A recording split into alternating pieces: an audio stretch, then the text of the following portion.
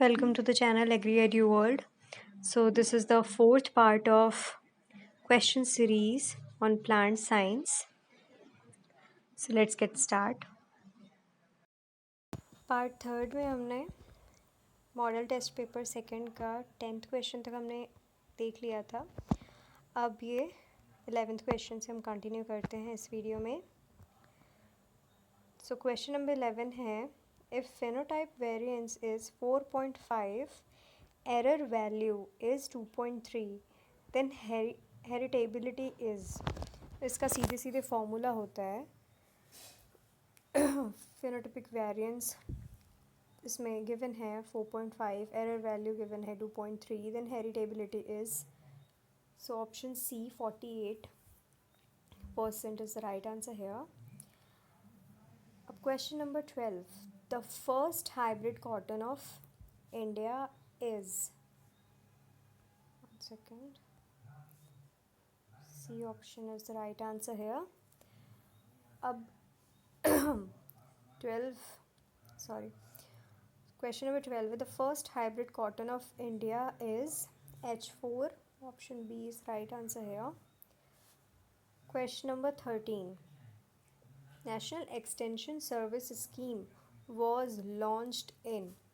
तो community development programme 1952 में हुआ था और नेशनल एक्सटेंशन सर्विस 1953 में. Option D. Question number 14, rhizobium japonicum is associated with. Options हैं पियर, ग्राउंडनट, सोयाबीन और रेड ग्राम.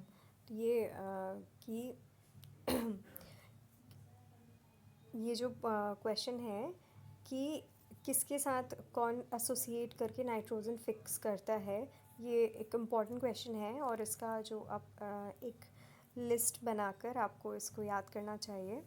तो इसमें जेपोनिकम दिया है. जेपोनिकम ऑब्वियसली सोयाबीन के साथ एसोसिएट होकर नाइट्रोजन फिक्सेशन का काम करता है. अब question number 15, internally seed-borne disease in rice is. So options हैं blast, leaf spot, sheath rot and leaf blight. So यहाँ पे option D leaf blight right answer है. अगर यही वीट में पूछता तो वीट में इंटरनली सीड बॉर्न डिजीज़ क्या होता है, लूज स्मट, है ना.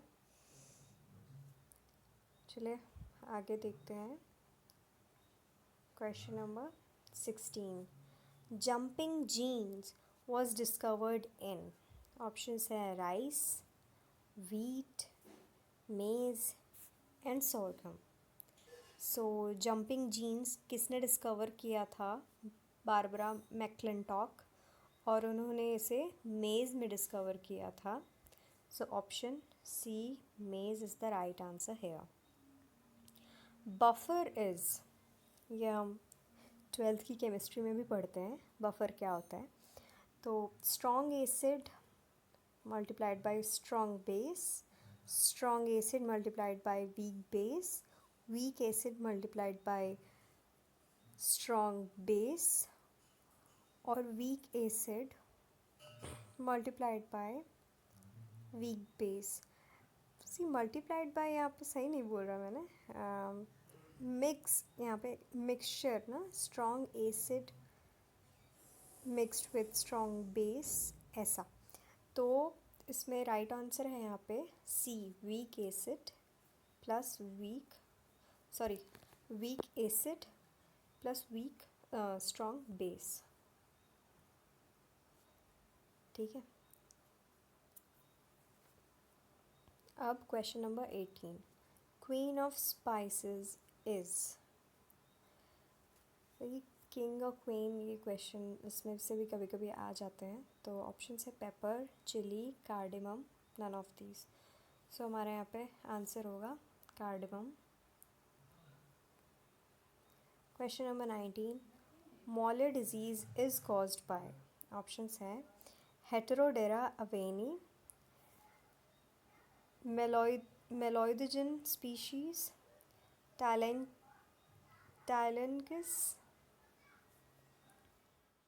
Phalange is hemipenetrum and D is ephelin colloids. So option A हमारा Heterodira aveni is the right answer of this question. Question number 20. Verbal hypothesis was proposed by options है Watson, Crick, Khurana and McClintock. So option B Crick ने दिया था. Question number 21. The nitrogenase enzyme is more sensitive to options हैं CO2, oxygen, phenol और tryptophan. तो जो nitrogenous enzyme है ये सबसे ज़्यादा सेंसिटिव ऑक्सीजन से होता है. Now question number 22. Synaptonemal complex forms during. So ये जो मेयोसिस में प्रोफेज 1 में जो होता है जो भी स्टेप्स होते हैं इसको याद करना ये बहुत ज़रूरी है. इसका एक ट्रिक भी होता है, मैं उसको अगले वीडियो में बनाकर आपको बताऊंगी. ऑप्शंस हैं लिप्टोटीन, जाइगोटीन, टेकाइटीन और डिप्लोटीन. तो यहाँ पे हमारा B option zygotene correct answer है, मीन करेक्ट ऑप्शन है. So moving to the next page.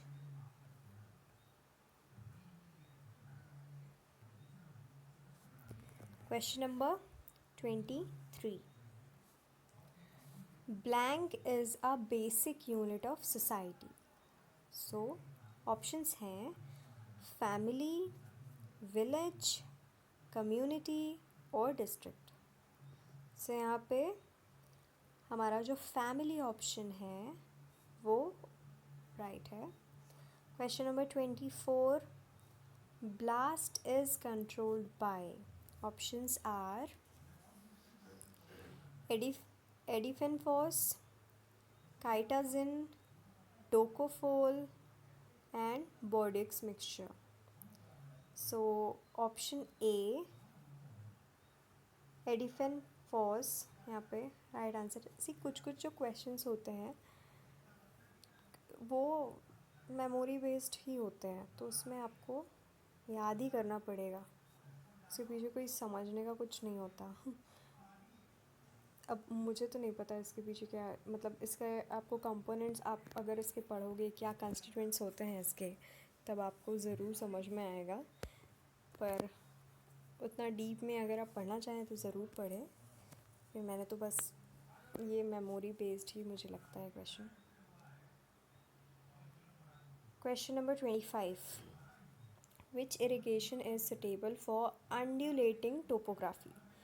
So sprinkler obviously, but options हैं surface irrigation, subsurface irrigation, sprinkler irrigation और drip irrigation.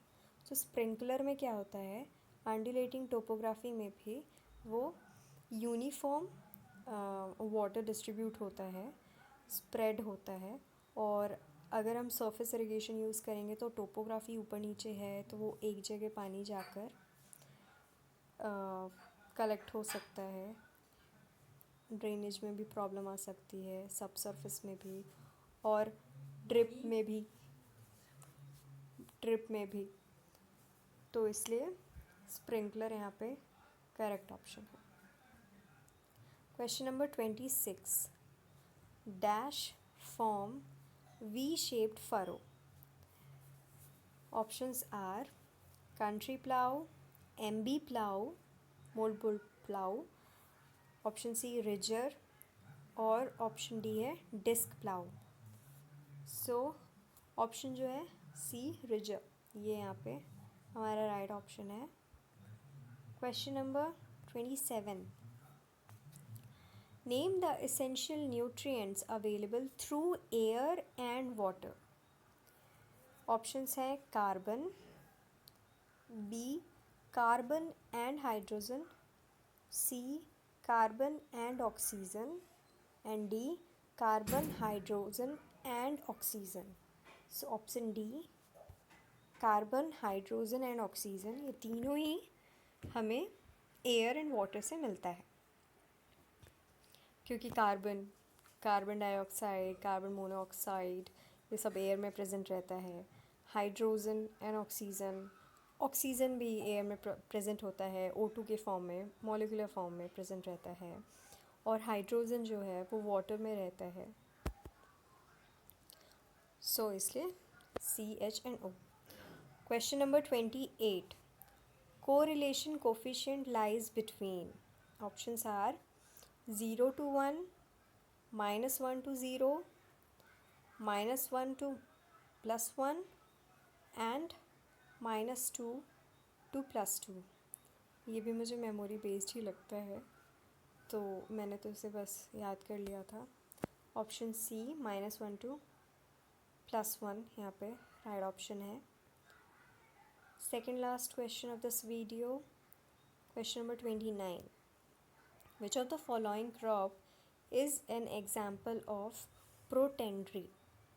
प्रोटेंड्री मतलब जिसमें जो मेल पार्ट होता है, मेल रिप्रोडक्टिव पार्ट, वो पहले डेवलप होता है फीमेल रिप्रोडक्टिव पार्ट से। तो ये क्रॉस पॉलिनेशन को प्रमोट करता है, सपोर्ट करता है, ठीक है। Options are rice, maize, wheat and D both A and B. तो राइस और वीट ये दोनों में सेल्फ पॉलिनेशन होता है, बचा मेज़। और वैसे भी मेज़ में क्या होता है कि जो टेसल होता है वो पहले डेवलप होता है। टेसल मतलब male reproductive, male flower tassel बोलते हैं जिसको, तो वो सिल्क से पहले डेवलप होता है, ठीक है। सो ऑप्शन बी यहाँ पे सही है। Question number 30 and the last question of this video, net capital ratio is, options are total liabilities upon total assets, total assets upon total liabilities, total assets plus total liabilities, and none of the above. So option B, total assets upon total liabilities is the right answer. Okay, so आप मुझे बताना और कौन से subject में आपको question series चाहिए, या फिर क्या टॉपिक, आप मुझे कोई टॉपिक सजेस्ट करना कि मैं उस पर वीडियो बनाऊं, या फिर आपको और भी जो कुछ भी कंटेंट चाहिए तो वो बताना। Okay, now thank you very much for listening me and for watching this video. Thank you.